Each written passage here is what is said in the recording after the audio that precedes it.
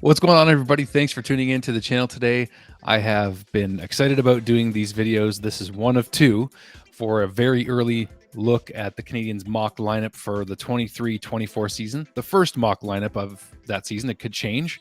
It's very interchangeable, and this was a tough one because this is next year, so it's not that far away, and it was a lot harder than I thought it was. But that being said, I did tell you guys I was going to film this first mock lineup with my new camera. By the way, it is here. It is in. It's arrived. So I know I'm not filming with it today, but just for the sake of not messing anything up and actually getting this video out today, like I said I would for you guys, I'm gonna save that for the next video, probably the next mock lineup video next week. So the camera's in. I'm going to show you guys that just in a community post later today.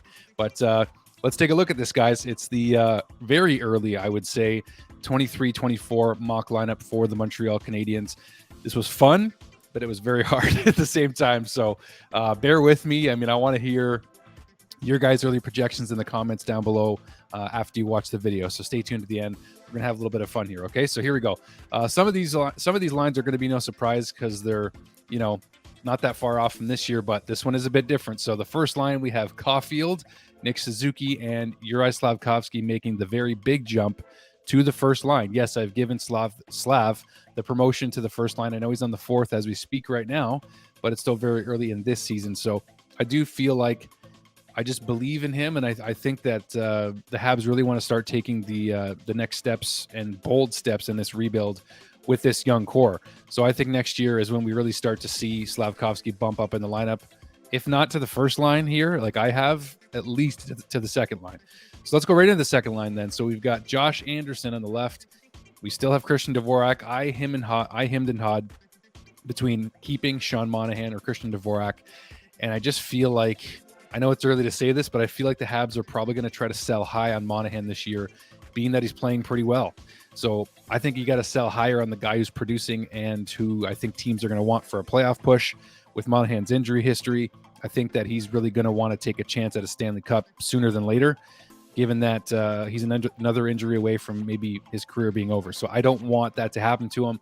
And I just think that we might be stuck maybe with Dvorak. Maybe they do move Dvorak this year if he just starts, having a great season or something. But this is what I see right now. Josh Anderson, Christian Dvorak, and Kirby Dach staying on the wing, coming off the top line and giving a bit more depth to the second lines here. So that's what I see potentially for the second line here.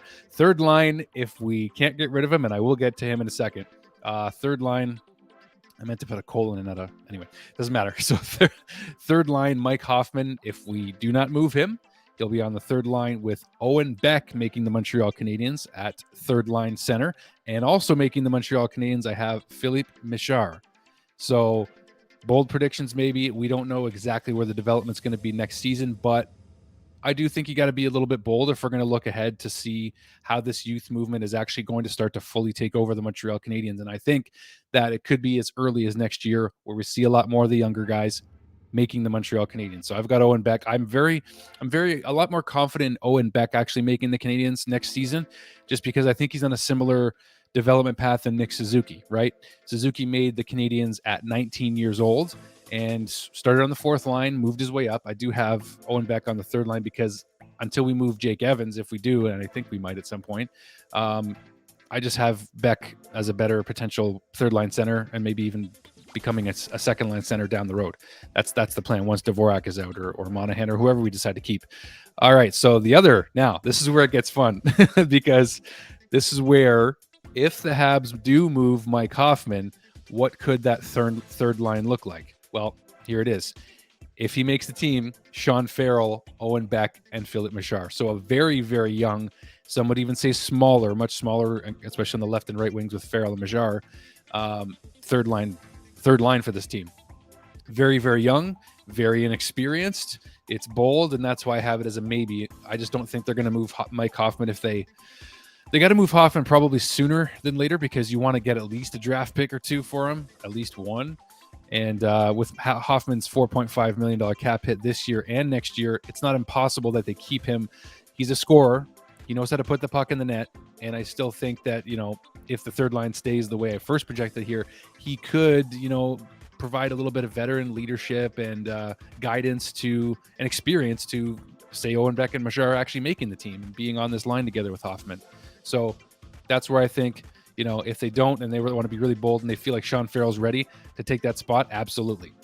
So that's where I think it could get fun if Sean Farrell is able to make this roster, along with Beck and Mesar, if they make it too. The fourth line I have, Raphael Harvey-Pinard, some feel should have made the roster out of camp this season, but he did not. So I have Raphael Harvey-Pinard on the fourth line to start next season with Jake Evans and Yoel Armia. Is there going to be interest for Armia on the trade block? Maybe, maybe not, but he's got a couple of years left after this one still. So I think that it's not going to be a major rush to get Armia out the door as long as he's still able to be a steady fourth line guy. All right, so let's go to our defense pairing. So on the first pair, this is about to become a thing very soon as he returns, I believe. Caden Gooley on the first pair with Mike Matheson, helping to lead the way on the top pair for the Canadiens. On the second pair, Arbor Jackeye with David Savard. So no new players inserted until we get to the third line, till the third pairing.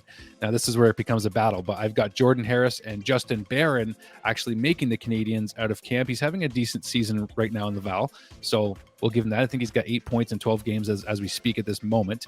But I do believe it could potentially be a battle between Justin Barron and Logan Mailloux. I don't know that Mailloux will be ready next season. I think he might go to the Rocket, but given Mailloux's stature and his compete level, his strength, I mean, he's still got some things to work on. As I did do a video with OHL analyst Brandon Caputo on Logan Mailloux. You can check that out on his game right now and what he can work on. But I think it could potentially be a battle next training camp between Justin Barron and Logan Mailloux for this third pairing.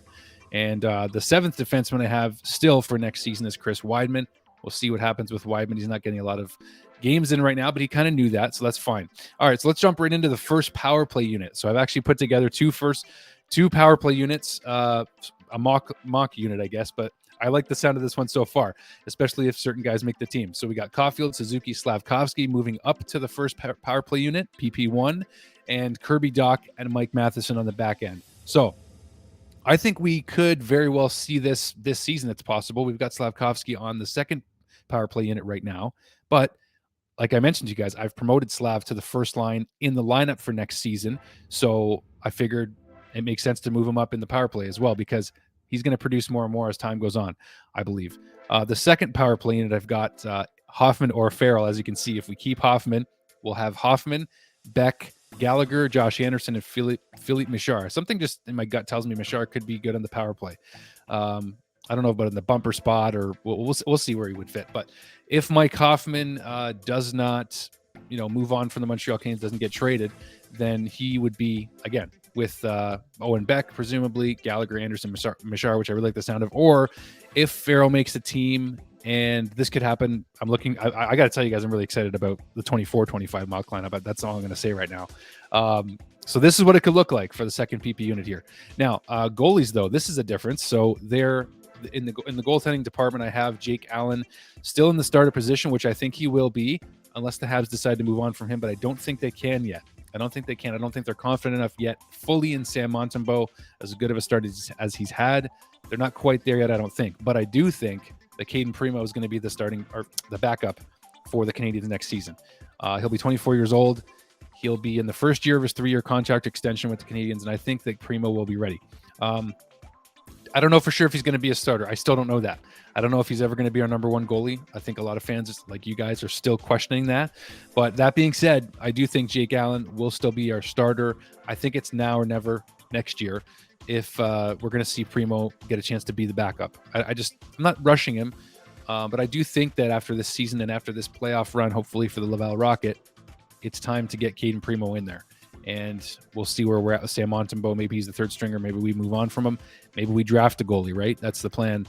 Potentially, some folks think we we need this year, especially if we don't get a top 10 pick, that we need to try to draft a goalie for the Montreal Canadiens in this next draft. So that's it, guys. That is my first attempt at a 23-24 mock lineup for the Habs. And like I said, it was fun, but I want to hear your guys' thoughts on this mock lineup. I want to hear your own. And I didn't mention in here any potential trade bait, or I should say free agents that the Canadiens could sign, because I think that's going to be more of a 24-25 mock lineup. That's why I'm more excited to talk about that one, which is going to be next week. So that's when you look at the Habs having options in free agency. I don't think they're going to spend too much money in free agency this summer. I don't believe so, unless the right opportunity just happens to be there. But the cap is supposed to go up in 2024, as Gary Bettman has said. So that's why I've left this to interpretation for the next mock lineup. But I want to hear your guys' mock lineup for this one for the next season, 23-24. Can't wait to hear it. This was a lot of fun. So thanks for watching, guys. If you do enjoy this video, or if you did enjoy this video, make sure to hit the like button for me, and do hit subscribe if you haven't already. Much appreciated as always. This was a blast. So thank you, guys. Talk to you soon. New camera going to be coming up very soon. Can't wait to show that to you guys. Cheers.